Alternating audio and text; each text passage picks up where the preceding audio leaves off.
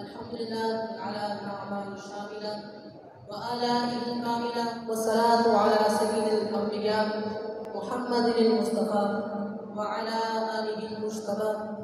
اما بعد، فاعوذ بالله من الشيطان الرجيم. بسم الله الرحمن الرحيم. اقرأوا. الصلاة والسلام عليك يا رسول الله وعلى آلك وأصحابك يا حبيب الله. الصلاة والسلام عليك يا نبي الله وعلى آلك وأصحابك يا نور الله. أيها الإخوة الإسلامية، الصلاة على النبي لها فضائل كثيرة وبركات عظيمة، وأحد منها أوردكم. يقول الحبيب المصطفى صلى الله تعالى عليه وآله وسلم: الصلاة عليك نور على الصراط، فمن صلى عليك يوم الجمعة 80 مرة غفرت له ذنوب 80 عاما. صلوا على الحبيب صلى الله تعالى على محمد صلى الله تعالى عليه وآله وسلم. كان اليوم العاشر من شوال المكرم و1172 في البريد، وكان يوم السبت، وكان أهل البريد مشغولا في استعداد صلاة الظهر، وارتفعت أصوات في بيت مولانا نبي علي المبارك. وفي هذه البيت العلمية والتحقيقية تفتح الزهر ما كان للعلماء عالما جليلا، وللأذكياء إمام المتقين، وللأصفياء زبدة العارفين، حجة السالكين، وللفقهاء تاج الفقهاء.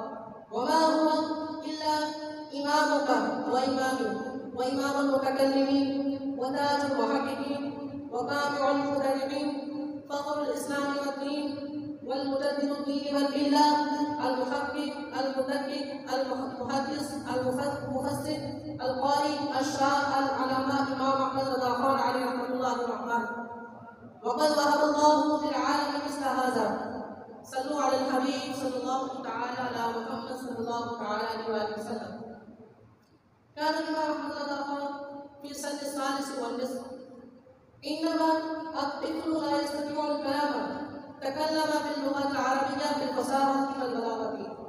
وفي سن الرابع، إنما الطفل لا يعلم شيئا حتى وجوده، وكان أقبل القرآن بتلاوة القرآن بمنزوره. وفي سن السادس قام على المنبر وألقى كتابا عن مولد النبي صلى الله تعالى عليه وسلم ساعتين. وفي سن السابع قد كان بدأ صيام رمضان.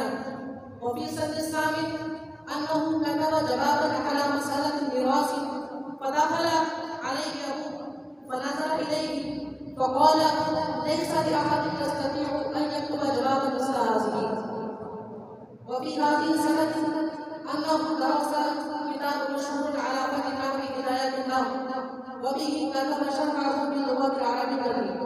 وفي سن العاشر كان الإمام أحمد رضا خان يدرس سنة السنود والده.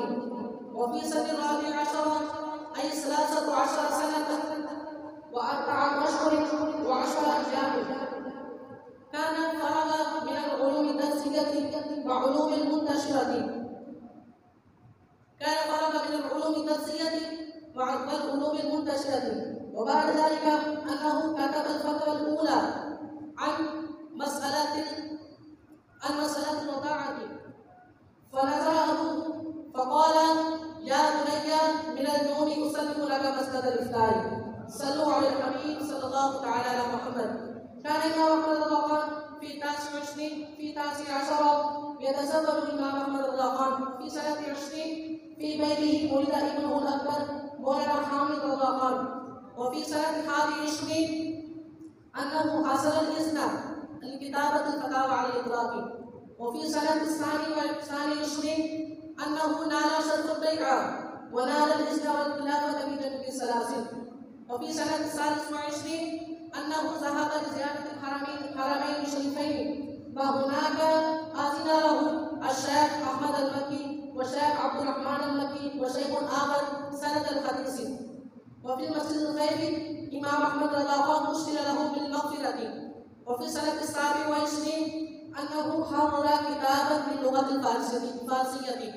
وفي سنة 31 أنه ذهب مرة أخرى. وفي سنة 28 في بيته ولد ابنه الأصغر مولانا مصطفى رضا خان عليه رحمة الله الرحمن، ما نقول له المفتي العازم للهند، هذا لقبه، بل في الحقيقة هو مفتي العازم لجميع العالم.